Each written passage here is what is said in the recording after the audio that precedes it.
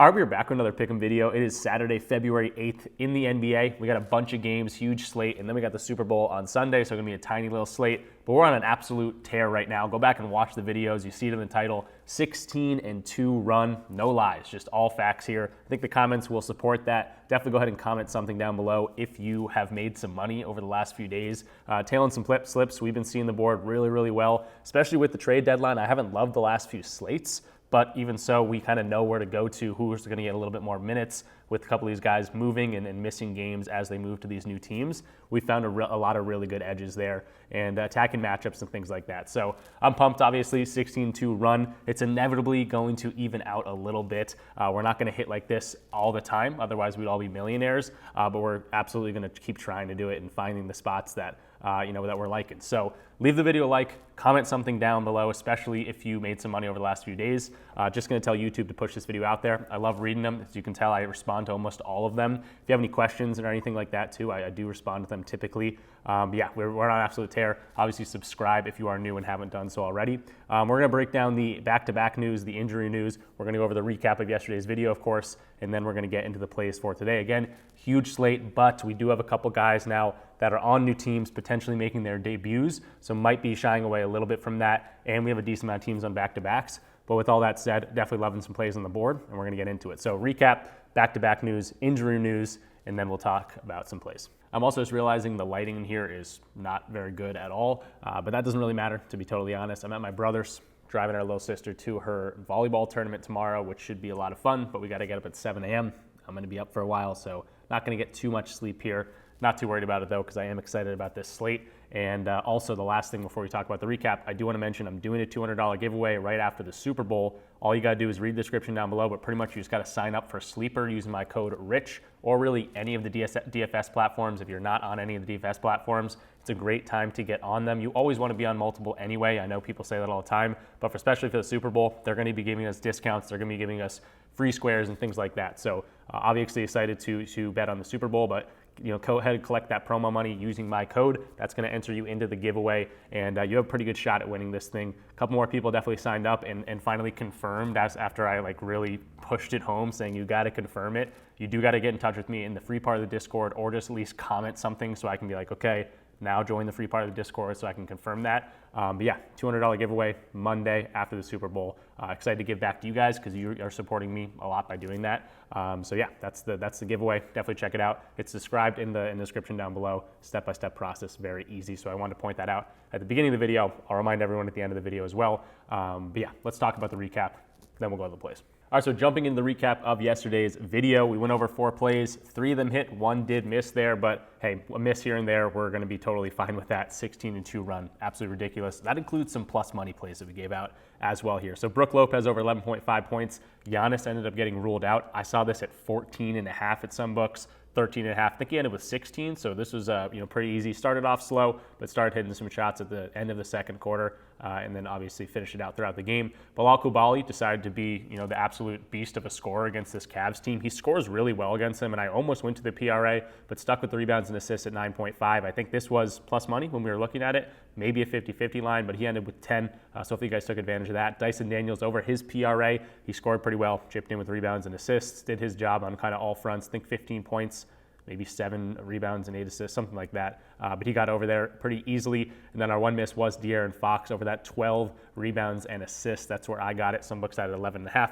Some books had it at 12.5. Some of the DFS platforms had it at 12 exactly with some push potential. And he did not look very good. Neither did the Spurs coming out of that game. The Hornets end up winning that game, but they started off really flat. He ended up getting 2 rebounds and 6 assists, so wasn't even that close. But again, 1 miss here and there. We're going to be totally fine with that. So 3 in 1 day, 16-2 run, absolutely wild. Again, leave the video a like, comment something down below. It does tell YouTube to push this video out a little bit more. The channel's getting more and more traction, so excited about that. And yeah, we'll keep going. All right, so moving into some lineup news here. Teams that are on back-to-backs. I always mention this just because players might pop up on the injury report that aren't on the injury report right now. So the Hawks, the Thunder, the Suns, the Spurs, the Jazz, and the Wizards are all on back-to-back. So 6 teams on back-to-backs. keep that in mind for players that maybe didn't play yesterday, maybe players that did play yesterday or were game time decisions. Those guys might end up missing today or vice versa coming back today. So I always want to point that out for you guys. Moving into the injury news here, also a couple of these games starting earlier. Want to point that out, 3 p.m. Eastern time for Houston and Dallas.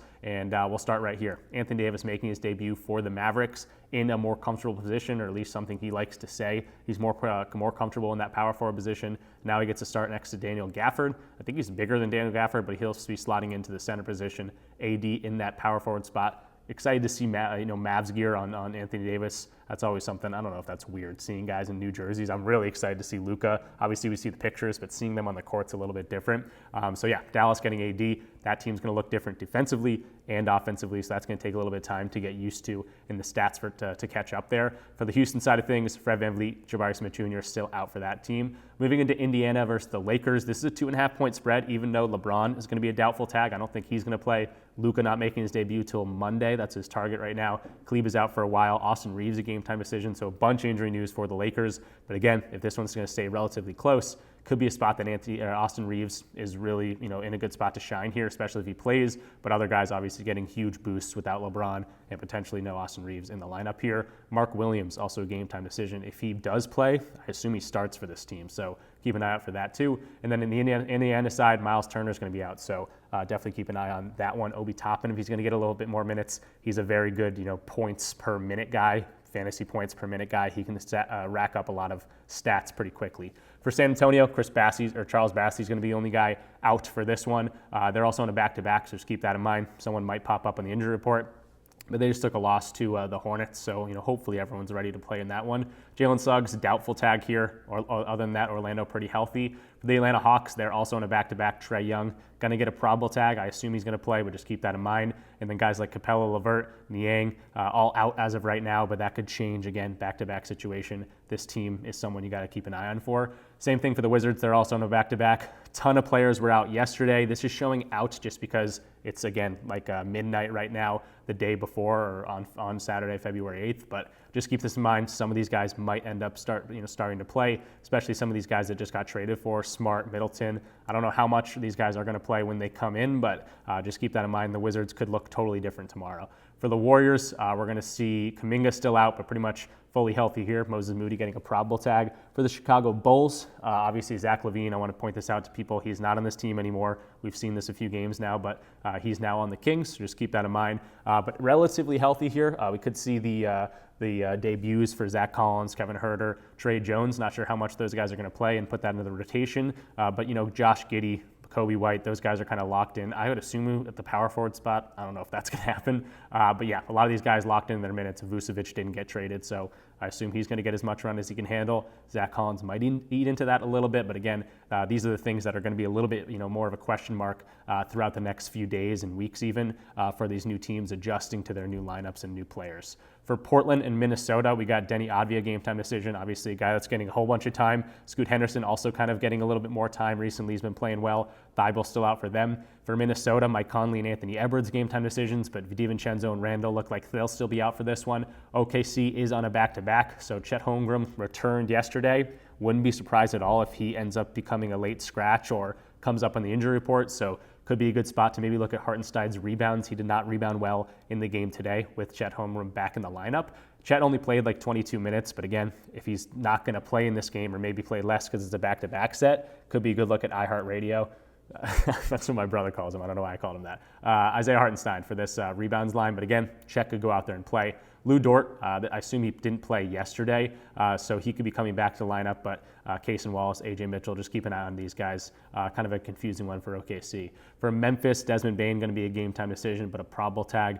Pretty much everyone else doesn't matter too much on that team. For Boston, Drew Holiday was out last game. Is he going to be out this game? I didn't actually check. Yes. He's going to be remaining out for Saturday's game. We see Derek White kind of getting back into the groove of things. He'll be getting a little bit of a boost there, but really anyone gets a little bit more usage. Drew, not a huge usage guy, but with him out, maybe a few guys, especially Derek White, Peyton Pritchard, getting a little bit of a boost there. And then they just picked up Torrey Craig. I don't know if he's going to be playing for us, but just keep that in mind. He could be someone that could be coming off the bench, maybe eating into the minutes of guys like Sam Hauser, even like Luke Cornett and things like that.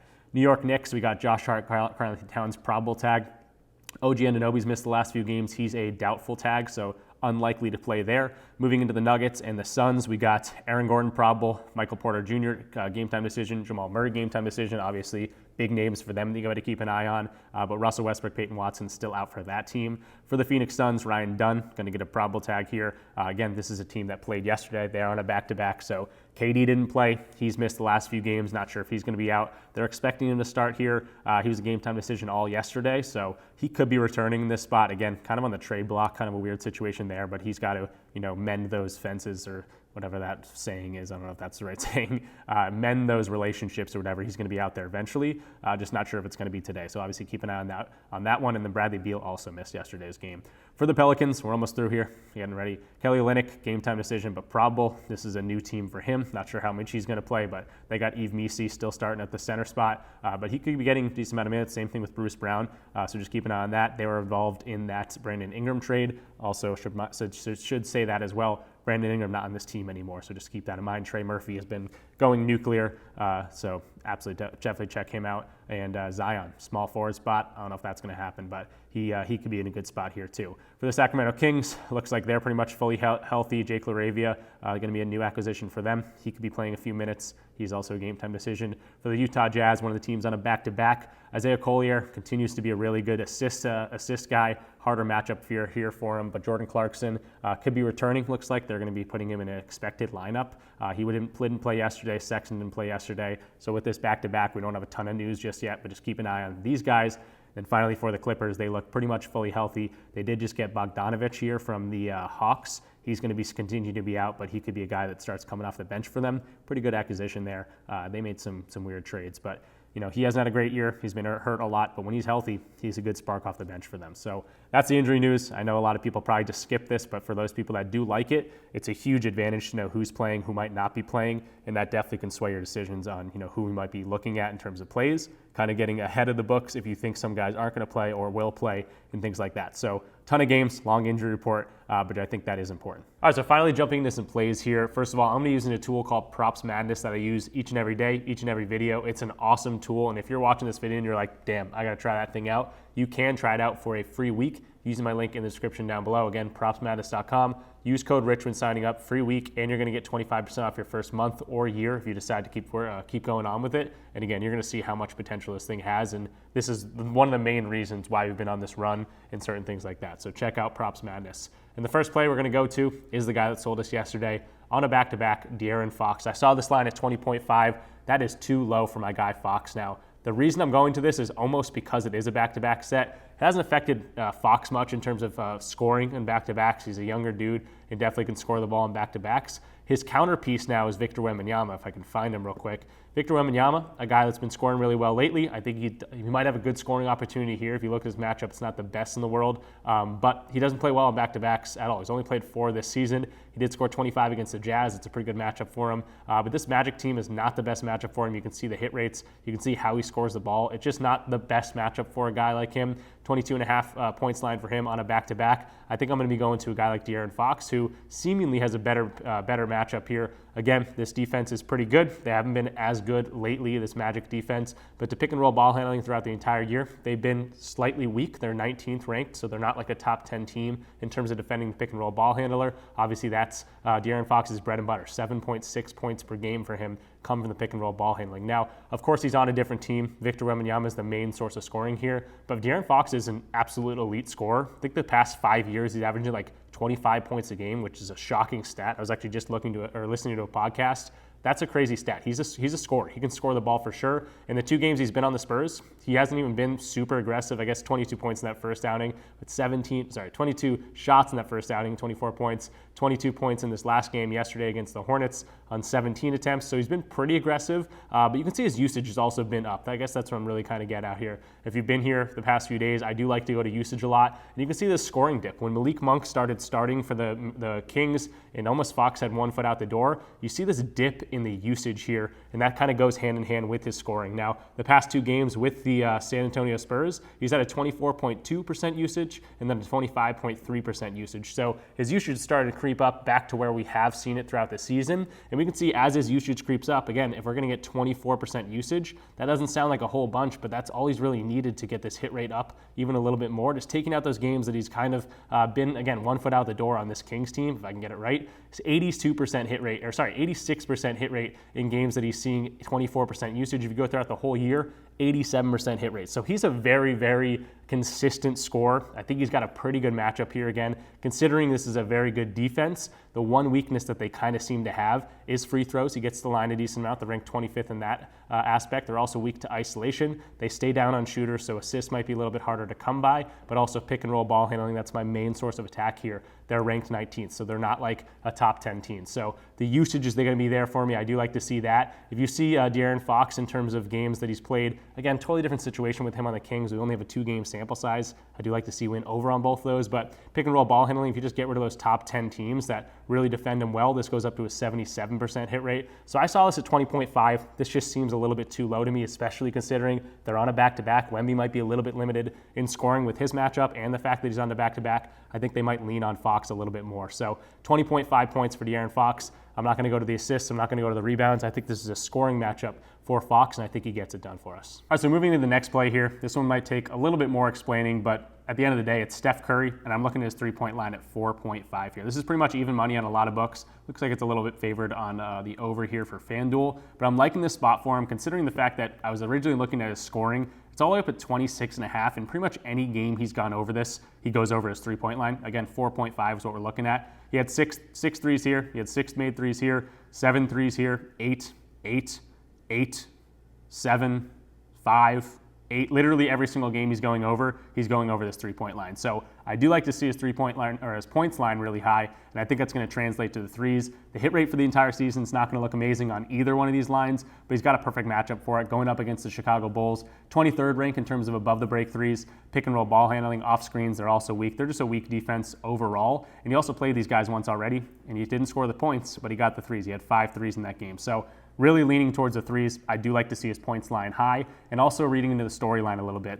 I forgot to mention this in the injury breakdown. I think I just breezed over it, but Jimmy Butler is going to be making his debut for this team. So Jimmy Butler came out and said, "Hey, my job is pretty much get Steph Curry the ball and get out the way." Now, he's probably joking in that, but when you think about how this team is going to play and how they've played this season, Steph Curry's gotten all the defensive attention. Now, obviously, I'm not breaking any news when I say Steph Curry gets the most defensive attention, but this season specifically with the roster they had, he was getting absolutely hounded. Double teamed on a lot of these things, shooting a poor percentage, but shooting a lot of times. So Curry's getting the volume, just not shooting as well as he has been in recent years. Now you enter Jimmy Butler into the equation. That's going to alleviate some sort of stress defensively or offensively for Steph Curry. They're going to at least have to be thinking about a guy like Jimmy Butler. And Jimmy Butler obviously having a poor down season for him, but he's going to be rejuvenated here. We obviously know what he can do when he has some grit on him, and he's actually really trying out there. You know, we see what he does in the playoffs when he's really putting his head down and getting things done. So I don't know how many minutes Jimmy Butler's going to play. I don't think he's really been injured. He's just been suspended. So I think he's been in the gym. I think he wants to get ready to go, help this Warriors team win this season. I think next year they have a chance to have a really good team, especially if these guys stay relatively healthy and add some more pieces.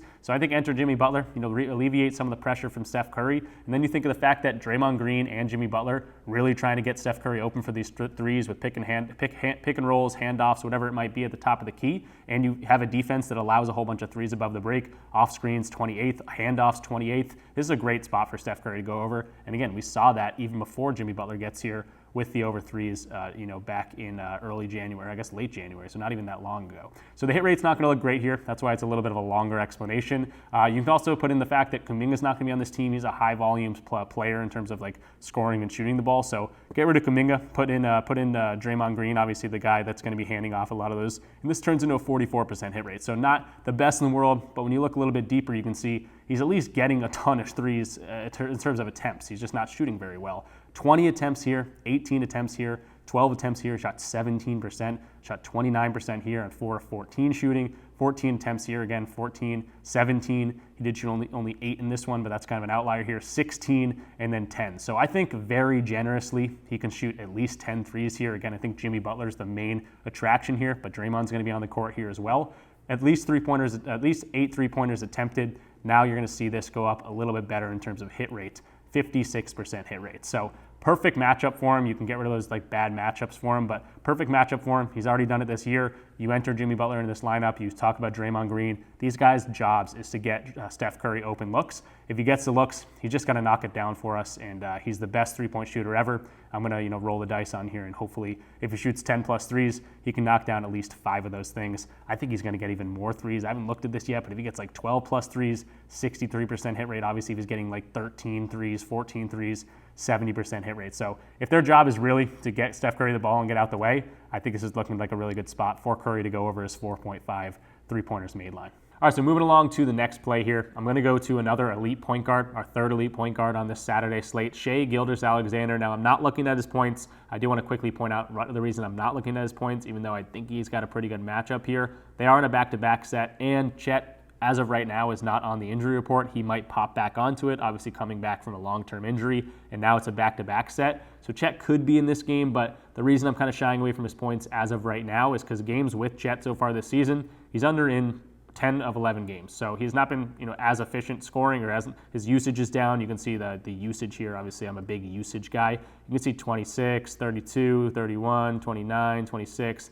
That's low for a guy like Shai. You can see a lot of his games recently with Chet Holmgren out of the lineup. You can see a lot of his games 41, 40, 32, 39, 36. So his usage is kind of a little bit lower with Chet in the lineup, and obviously his scoring hasn't been there with Chet in the lineup. So with Chet kind of being a question mark, obviously he's not going to be a huge part of their offense, but he is starting to get rotated, back in the rotation, 22 minutes in his return, back-to-back set here. He could sit, he could play again 25 minutes, whatever it might be. I'm just a little bit, timid of his points line. What I do like to see, though, that was a really long-winded explanation, but what I do like to see is his assist here. Now, we talked about the back-to-back. I don't know if I showed it, but the back-to-back sets here, too. He's scoring pretty well over in 50% of the games. What he does do really well is the assists. Now, is this a coincidence? Potentially. 75% hit rate, assists the ball really well, but I also think he's in a really good spot to assist the ball. So back-to-back sets, I always like to point that out. I'm not scared about the back-to-back sets here. I'm not maybe adding this as a plus, but it's not like he's never getting his assist line on this. And again, back-to-back sets, you might be a little bit more tired, a little bit less hop in you.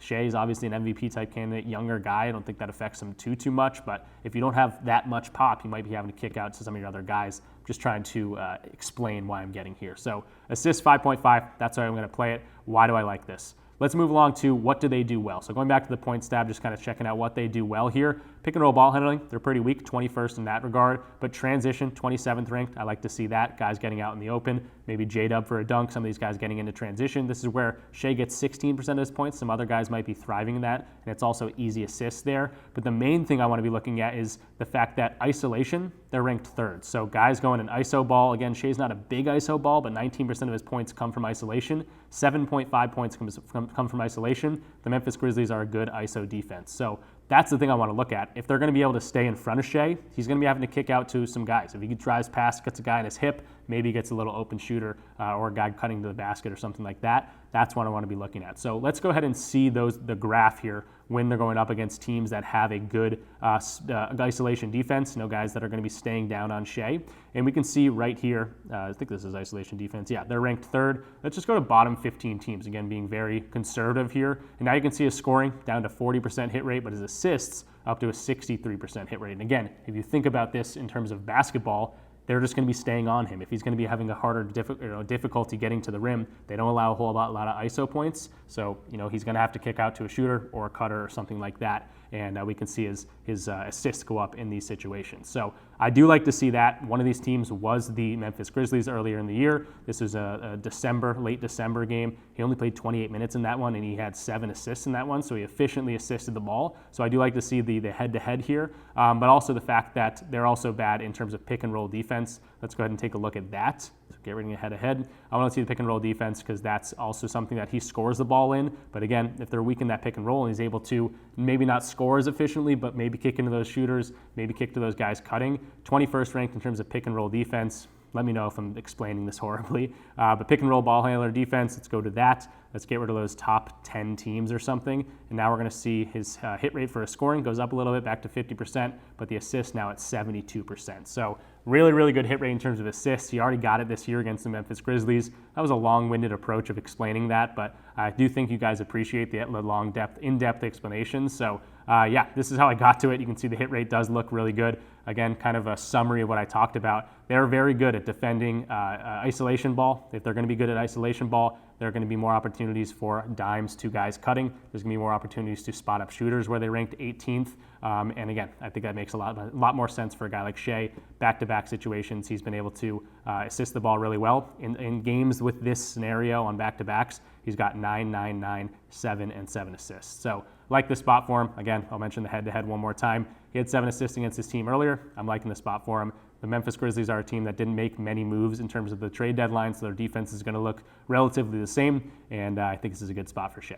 And then moving into our fourth and final play here, I got Derek White. I mentioned him in the injury report. No Drew Holiday in this one, so I guess I'll just start the explanation off with that. Without Drew Holiday in the lineup, he's over this in 62% of games. Throughout the entire season, obviously a guy that started off the year ridiculously hot, over in 65% of games, went through a really, really big lull. He was losing some minutes in that. I think he was playing hurt or something, but now he's starting to get back on track, and we're still only getting a 14.5 line. This was at one point like 19.5, I think, 18.5 at least. And I think this is a pretty good spot for him. He is mainly a spot-up guy, and they do defend that pretty well, this New York Knicks team. You can see they're ranked 5th in terms of that. But all the other ways he scores, pick and roll ball handling, they're pretty weak. Transition, they're pretty weak. And again, Derek White, a guy that likes to step up on the road. I've mentioned this in a bunch of videos before. In the road games, he's over this in 70.8% of games. He's a gritty type of guy. We see him play in the playoffs. We've seen him play against this Knicks team a few times, or I guess only once this year. That was at home. He scored 24 points against these guys. That was, I think, the beginning of the season.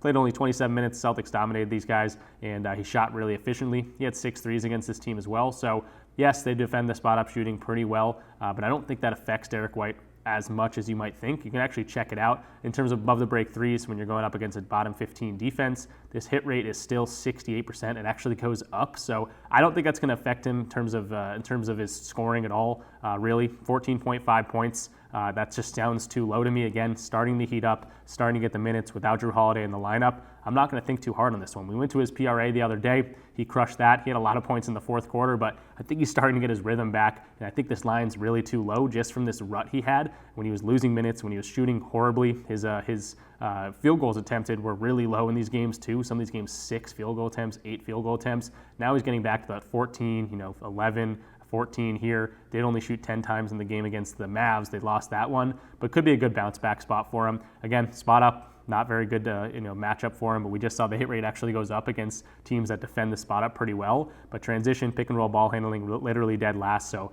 for guards, guys that do handle the ball, I think this is a good spot for Derek White. If he can knock down his open threes, I think that's going to be good for us. If he can get to the rim, I think that's going to be good for us. And then Drew Holiday being out is just another plus for this one. So I'm not going to go too deep in this one. Again, head-to-head, we saw him score 24 against these guys early in the year in a nice, efficient game. Now he's away. That hurts some players, not Derek White. This goes up to a 70% hit rate, 14.5. 4, it's actually favored on the under here, so not plus money, but for some value play here, I think 14.5 points for Derek White. Going into Madison Square Garden, I think this is a good spot for my guy, Celtics, D. White. All right, so I think that is going to do it for this one. I have to get up at 7 a.m. and it's 2:30 right now, and I got to get this edited and get it out to you guys, so I need to get some sort of sleep. I'll be looking at the board tomorrow, probably during my sister's volleyball tournament. But I want to talk about some leans here, not too many to be totally honest, because there's a lot of guys I want to get to, and they might not have lines up just yet. And then there's a bunch of guys that just have question marks just based on the moves and the trades. One of the guys I wanted to look at was AD, chip on his shoulder, 24.5 points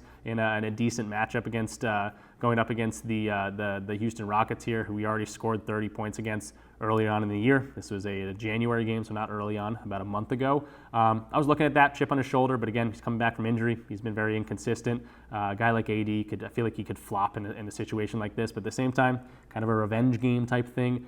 They just traded him. Maybe he plays with that chip. So kind of looking at that. I was also looking at his rebounds. Books have this at 10.5. It's 11.5 per plus money. I don't know if I touch it at 11.5, but he's been rebounding extremely well, obviously, throughout the entire season. Now he shifts to the power forward position where he hasn't rebounded extremely well. But again, it's Daniel Gafford. I don't know how many minutes he's going to play. He's a guy that does like to get into foul trouble too. So if he gets taken off the court, we could see AD play center anyway. But if Daniel Gafford finds himself in foul trouble, we could see AD at the center a little bit more than we think. And again, his rebounding line, obviously been hitting that pretty consistently here. So I don't love anything on AD. I just wanted to mention him because obviously he's going to be playing his new game or his new team first game here. So I think a lot of eyes will be on him. I don't really have a read, to be honest. That might just confuse you guys more. I was potentially looking at his over 10.5 rebounds, but I'm not totally sold there at all. Potentially looking at his points here, not totally sold at all. I was looking at Kyrie's assists. I wanted to get here at some point, but I just don't know if I can. Daniel Gafford under rebounds, but I'm not even loving that because he's been rebounding extremely well, but now he's playing with AD. This might have really just confused you guys more, but I wanted to say I was trying to get to something in this Mavs game. I just don't have the best read on it. In terms of some other reads, I was looking at Josh Giddey under his rebounds and assists here at 14.5. Something I was also kind of looking at with Kobe White, with Vucevic, without Zach LaVine. Not the best hit rate in the world, but he's been staying under this pretty consistently if you just take away all these filters. And I think he's got a decent matchup to stay under. Again, rebounds and assists right here. He's been under in a lot of these games. Look like it's already switching to 13.5 again. I was looking at this at 14.5. So again, not a very strong lean here. But yeah, there's a lot of games going on, a lot of stats to look through. Not a really bunch of spots that I'm loving other than the guys that I obviously talked about in the beginning of the video. So I want to just mention I was trying to get some leans for you guys, even though those are not very strong leans. I just wanted to point something out for you guys. So don't play those with confidence. If you look more into them and you're starting to like them, Josh Giddey under rebounds and assists, potentially. He did stay under against this team earlier on the year, but he had 19 potential rebounds in that game and also 9 potential assists, so didn't convert very much. But yeah, this is a different team. Maybe get blown out. I don't really know here. So the leans, I should probably just throw this out the window. I don't even know if I'm going to include this, to be totally honest, but I wanted to get something for you guys because I didn't have any leans in the last video, and really, to be honest, not any great leans in this one. So I'm going to be looking more into the games tomorrow, but yeah, just wanted to point something out for you guys if that helped in any way, shape, or form. So that's going to do it for me. I'm getting tired at this point. Again, got to get this edited, then I got to get up early. So I'm going to be looking at the board during that volleyball tournament, and hopefully you guys got something out of this. Obviously, the first 4 plays, those are where I'm really getting at. Those are the ones I'm really liking for tomorrow. But yeah, whole bunch of games. Should be a whole bunch of value once we start knowing who's playing and things like that. But again, right after the trade deadline, it does get a little bit harder to kind of deep dive into these matchups and things because they might change a little bit with how the teams are playing offensively and defensively. So that's going to do it for me. Leave the video a like, comment something down below. That does help push this video out a little bit more. Of course, subscribe if you are new, and definitely check out the description down below. $200 giveaway. You don't have much time to get back into that. I'm doing that giveaway on Monday. Plenty of open spots. Doesn't have a cap or anything, but there's not a whole bunch of people in there just because you have to sign up and then you have to confirm with me in the Discord or in the comments down below at least, so I can say, hey, join the free part of the Discord, so then I can confirm that with you. Someone also was like, hey, can I confirm with you on Instagram? Sure, go ahead and confirm with me on Instagram, but let me know in the comments because I have to check my Instagram, which I'm not very active on. So yeah, I'm blabbering at this point. The leans don't really pay attention to leans. I just wanted to point that out for you guys. But yeah, the first 4 plays, that's where I think the money's going to be made. Can we continue this 60-2 run? Can we get a 20-2 run? Would be absolutely wild. But yeah, thanks for watching. I'll see you guys not tomorrow. I probably will maybe make a Super Bowl video, or at least make some picks for that. But no NBA video for Sunday. I usually take Sunday off just because Sundays are weird in the NBA, especially with the Super Bowl going on and there's not a whole bunch of games. So probably no video Sunday unless you guys beg me for a Super Bowl video. My bread and butter here is NBA. That's where I really have the most knowledge. Obviously, I can bet on football and I've done pretty well with that. But yeah, obviously enjoy the Super Bowl. Have fun this weekend. I'll see you guys in the next one. Peace out.